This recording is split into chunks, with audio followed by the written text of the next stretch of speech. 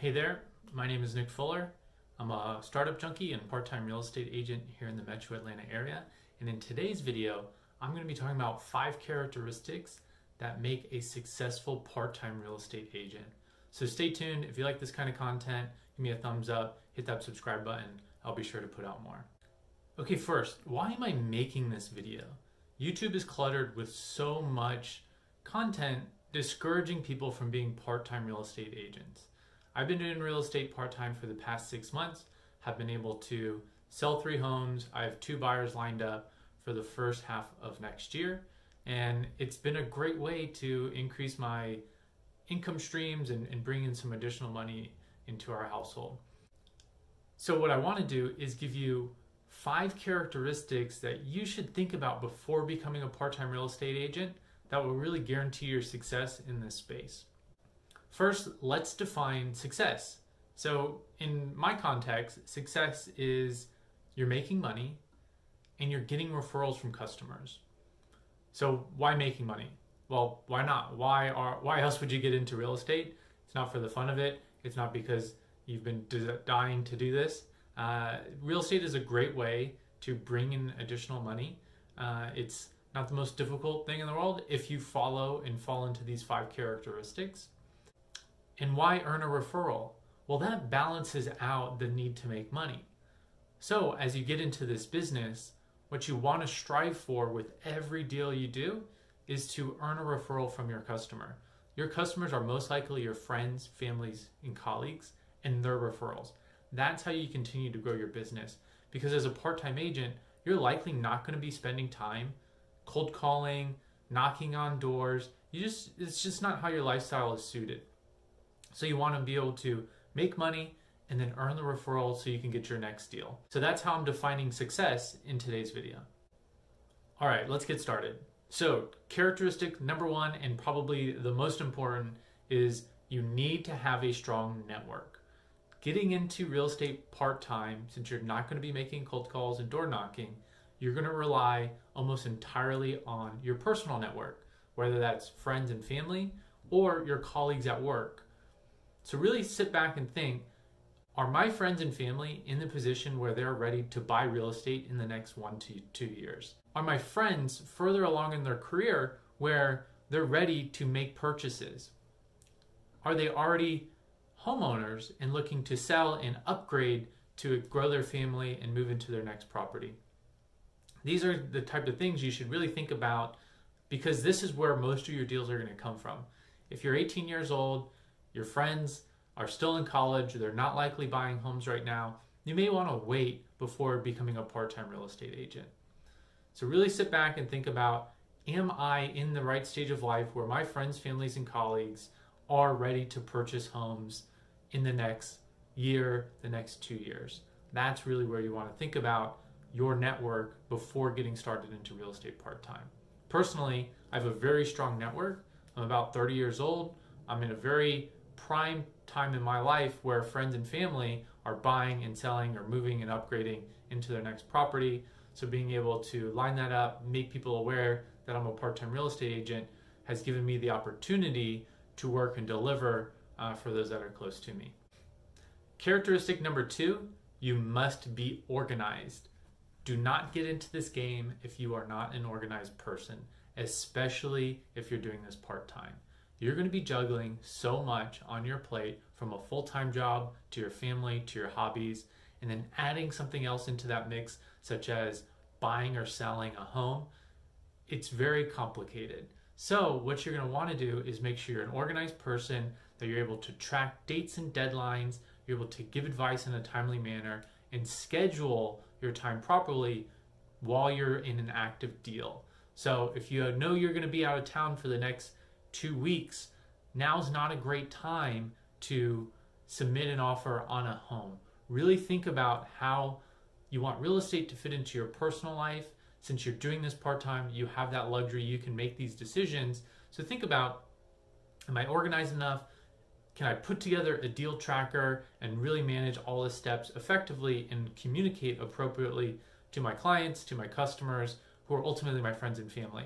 So what I've done, and I'll put links in the description, is I've created a comprehensive deal tracker that helps me understand where I am in the buying or selling process, what are my next steps, what are the dates and deadlines associated to those throughout this deal, as well as a deal tracker. How many showings have I done for a property? What's the feedback on the property? What kind of offers am I receiving on my homes?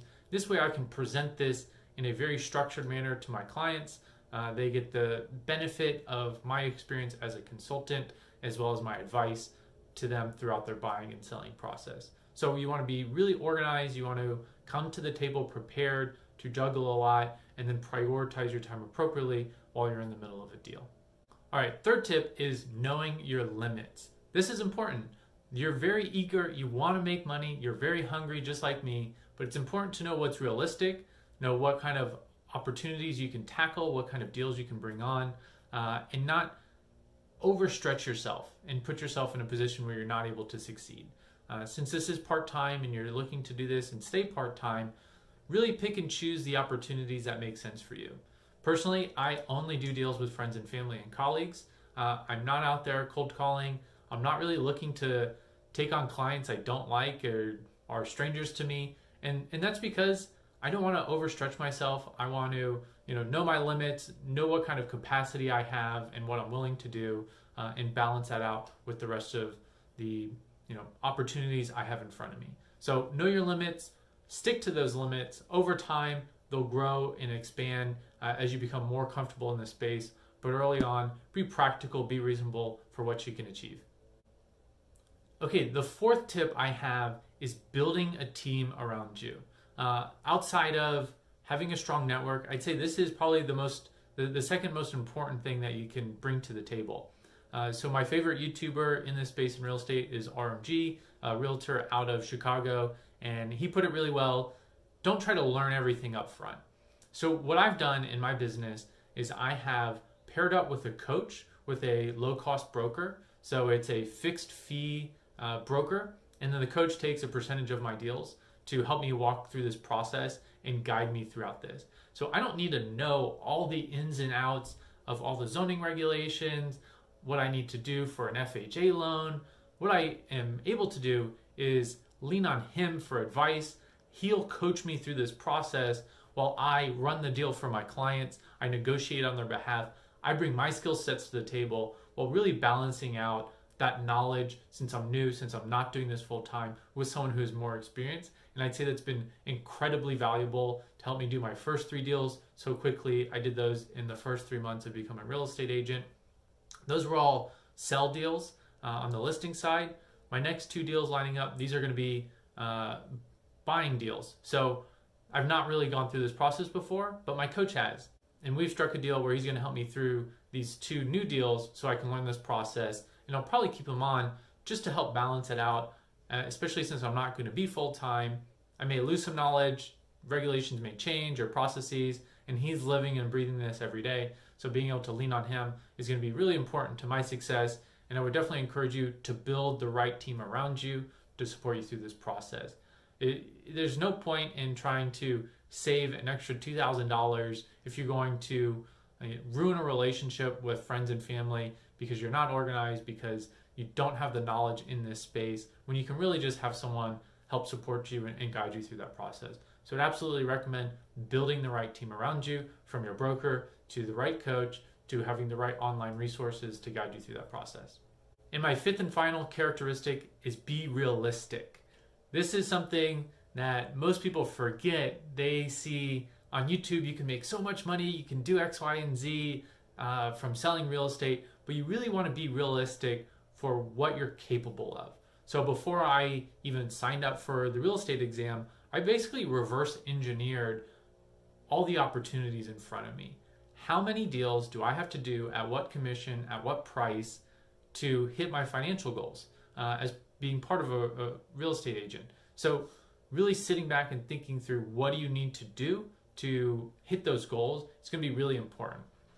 What do you have to do to make $100,000 a year part-time? Well, you'll probably have to do 10 deals at $450,000 each at a 3% commission to make that kind of money. Do you have the network for that? Do you have the opportunities lined up? If not, that's okay. that was my thinking, and really wanted to take a step back and see what's really possible. Where do I want to put my time and energy in, and who do I want to work with to drive these deals? So I would say you want to be realistic. You want to sit back and think. And if you need help with that, shoot me a message, leave a comment below. I'm happy to help you reverse engineer this process and give you a realistic point of view on how much money you're able to make as a part-time real estate agent. Just getting started, and based on your network and your location, we can do some research and give you a realistic take on what it takes to do this part-time. Okay, that was a fun one. So I gave you 5 characteristics to being a successful part-time real estate agent. I defined what success means in this scenario. We talked about the 5 characteristics. So that's having a strong network, being organized, knowing your limits, building a team around you, and most importantly, being realistic. So if you enjoyed this content, if you're a part-time real estate agent yourself or looking to get into the game, leave a comment below. Be sure to give me a like and subscribe. I really enjoy making this kind of content. I'll be sure to putting out more business-related videos, technology-related videos, Tesla and real estate. Those are my main passions. So if you enjoy this content, please let me know with those subscriptions. Okay, great. Until next time, I'm Nick Fuller. We'll talk soon.